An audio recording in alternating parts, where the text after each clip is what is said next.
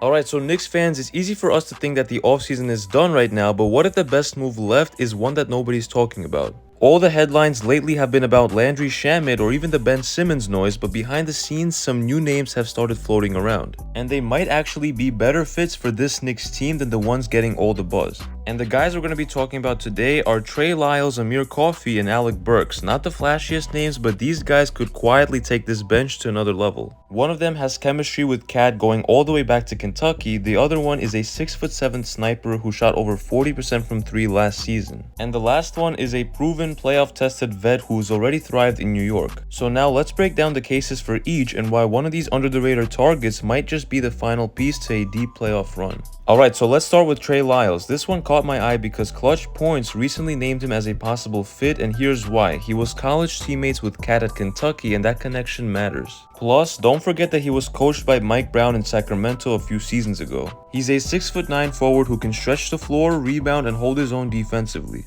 And for the Kings last year, he averaged about 7 points, 5 rebounds off the bench, but more importantly, he took 3.5 threes per game and hit 34% of them. Not amazing, but he's had multiple seasons over 38% from deep. You can put Lyles next to Towns in certain lineups and suddenly you've got a stretch big combo that forces bigs to defend in space. At 29 years old, he's experienced, playoff tested, and wouldn't cost much. A veteran minimum could get it done.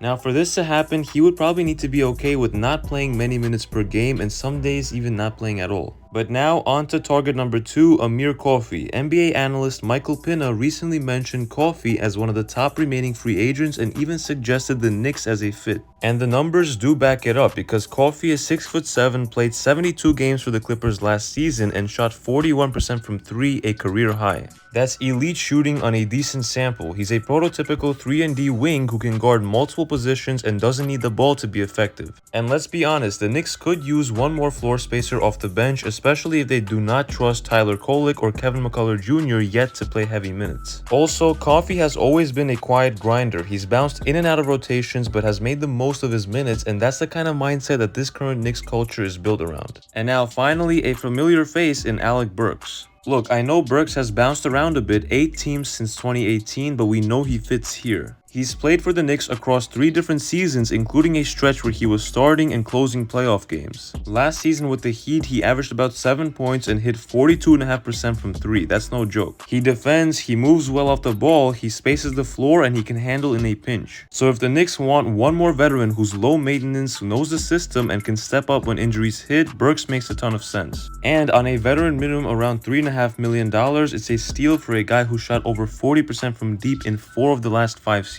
So let's think this through. If you want size and shooting in the front court, you lean Trey Lyles. If you want wing versatility and modern 3-and-D skills, Amir Coffee is your guy. And if you want someone with trust, history, and playoff poise, you go Alec Burks. It all comes down to what the Knicks want from that final veteran slot, because with Shamet still on the radar, there may only be room for one more addition if they trade Kolek, and these 3 are quietly sitting there waiting for a call. So Knicks fans, if you had to pick one of these 3, who are you rolling with? Lyles, Coffee, or Burks? Drop your answer in the comments, and if you've got any other sleeper targets for that final spot, I want to hear it too.